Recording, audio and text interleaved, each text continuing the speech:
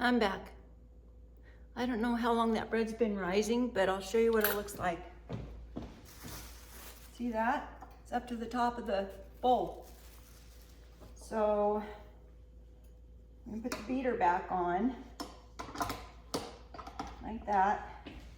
Lift the bowl up again. And I'm just gonna beat it for a few minutes to get some of the air bubbles out of it. While that's going, I'm gonna get things ready. I'm gonna spray the pans.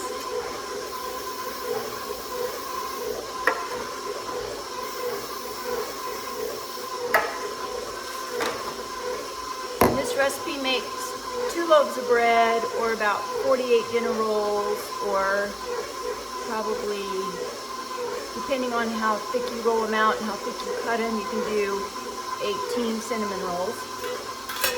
That will be another episode. Then I spray the counter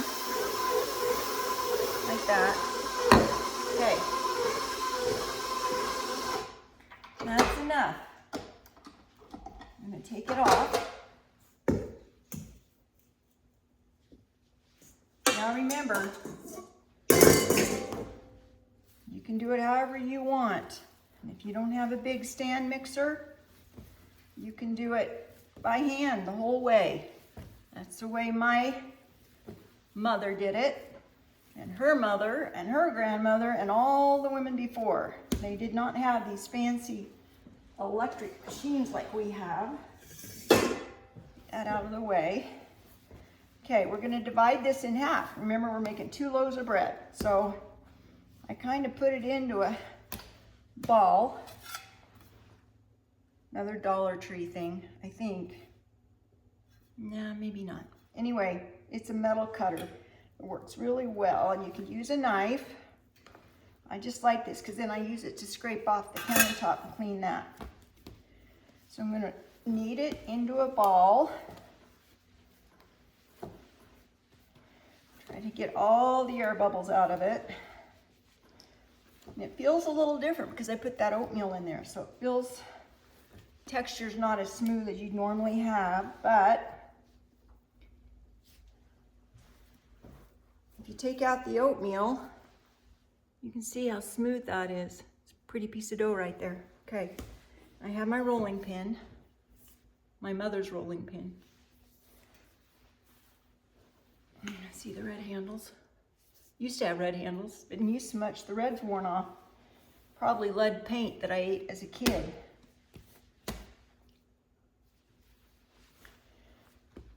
Oh, funny. Okay. Okay. I think what I'm going to do is I'm going to put this on YouTube, and I think I can put the ingredient list with it. I'll figure that out. Okay, so I just did a square here.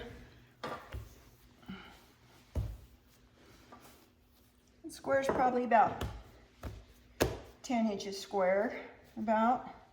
And then I just start at one end and roll it up kind of tight so you get all those bubbles out.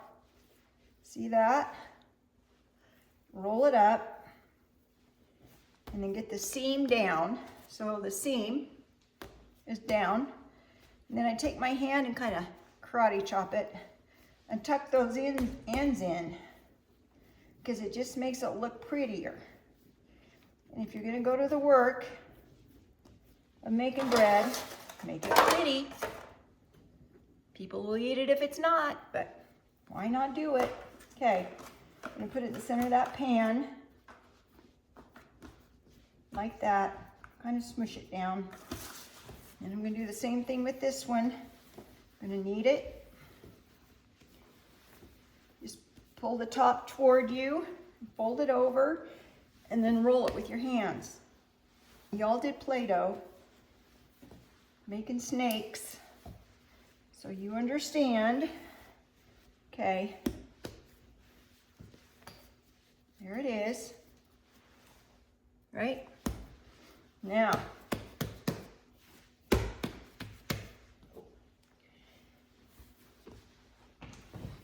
use a rolling pin and smush it, Get all the air bubbles out of it.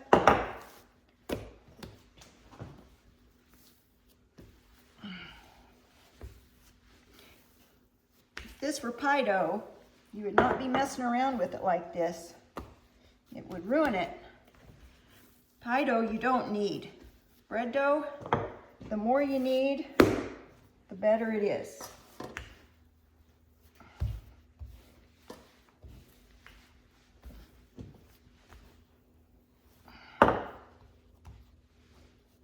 See that?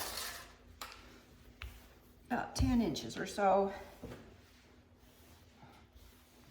Okay, you do the same thing. Roll it up and start at either end. You start on the side. Just kind of smush it down as you roll it. And tuck in the ends, like that. See? Tuck in the ends. Put it in your pan. Smush it down a little bit. I don't like it to get a huge bump in the middle. It will, but it works better in a toaster if it's not so bumpy on the top. Okay, 2 loaves of bread, just like that. And then I'm going to take some plastic wrap, just long enough to cover it, spray it, and gently lay it over the top. You don't want to push it down because you want the bread to rise, and if you push it down tight, it stops that process.